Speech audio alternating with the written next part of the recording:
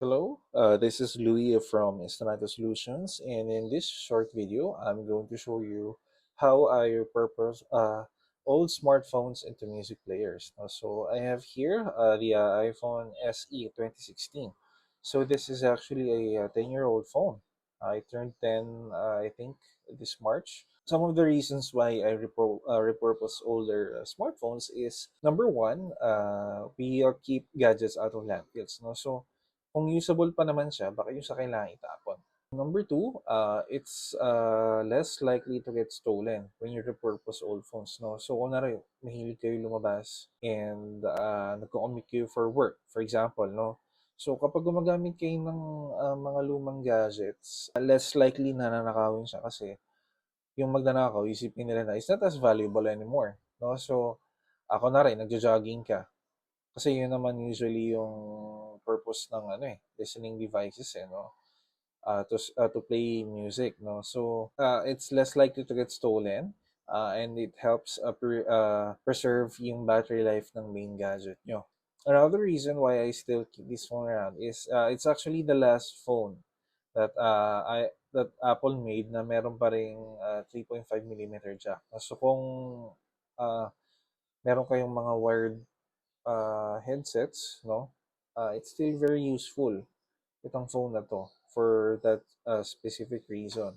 So, yung small size niya, mas compact siya, no? So, kahit nasa bulsa nyo lang siya habang nag-jogging kayo, barely noticeable yung weight niya.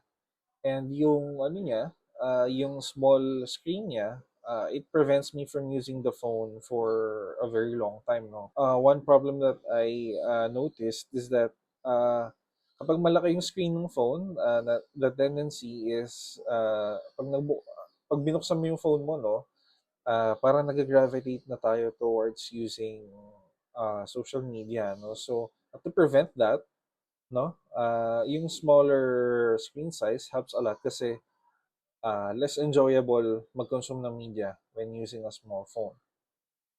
And dahil nga doon, I also see a boost in productivity, no? So, uh, hindi na compatible yung mga apps with older phones, no? Kasi mas older na yung software na niraran niya. So, most of the time, you can't really install the full versions or the newest versions of apps. So, less spying and better productivity kasi syempre this one is still a smartphone so I can still check my emails with this gadget no so maraming advantages in using older tech. So let me show you next how I converted this phone into a music listening device no. So first things first, I have here full bar. So itong full bar, this is a media player. uh, So, let me just open it para makita nyo. So, wait lang, no? Naka-open na pala yung ano ko, yung folders ko. So, ito yung ano niya. Ito yung pinaka-interface niya. So, ipakita ko lang, no? So, ito kasi yung ka-add ko lang ng mga songs sa kanya. I-turn off ko lang siya, no? So, dito sa media library, let me forget this folder. So, yun yung folder na inad ko. Ito lang. So, ganyan yung itsura ng player. Ayan. So, you can go to album or per title, no? Tapos, ililist na niya lahat ng songs. Pero, fortunately nga, inalis ko muna for the purpose of this video. So, yan yung itsura ng foobar, no?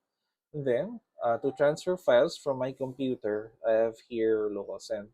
So, itong si local send naman, this one is a cross-platform app. It's available on Android, on iOS, on Windows, and on Linux. Yung magre-receive and the sender just has to be on the same network. No? So, for example, yung computer nyo naka-wire, and then you just need to connect your phone to the Wi-Fi. They just have to be in the same network, and they will be able to see each other. Okay, no? So for example, yan, send. Lalabas dyan yung mga devices na on the same network. Pero, nakasara yan. Okay. Tapos, on this phone, kapag binuksan ko yung files ko on yung file browser, no? Kunwari yan, on my iPhone. Lalabas din yung folder ng local send. Tapos andyan lahat ng nare-receive nyo na files. No? So, for example, itong nostalgia folder na to. So, this one is a collection of songs from the 70s, 80s, 90s, mostly uh, Tagalog. So, yung Manila Sound and New Wave and City Pop. No? So, yun yung music na madalas kong pakinggan. I put it in a folder on my computer and I sent the whole folder over uh, to my iPhone. So, hindi porket naka-iPhone ka is you're limited to just using iTunes. You just need to know how to transfer the MP3 files. Okay, so, kapag binuksan naman natin ito si Fubar, so ayan, wala pa siyang files right now, no? So, after I receive the files, what I need to do is, buksan natin itong folder, no? So, itong folder na to, it just shows na yung internal folder ng Fubar, walang nakalagay sa kanya. Pero when you go to settings, and then you go to media library, no? Naka-open tong itong dalawa, pero wala naman silang laman. Kasi nga, the folder, the songs, the MP3 files are in the local send folder, no? So, I just need to add this folder in nostalgia. So, naka-off. Just need to turn it on. And then, what will happen is, when I go back here sa pinakalabas na Fubar, and I open album, no?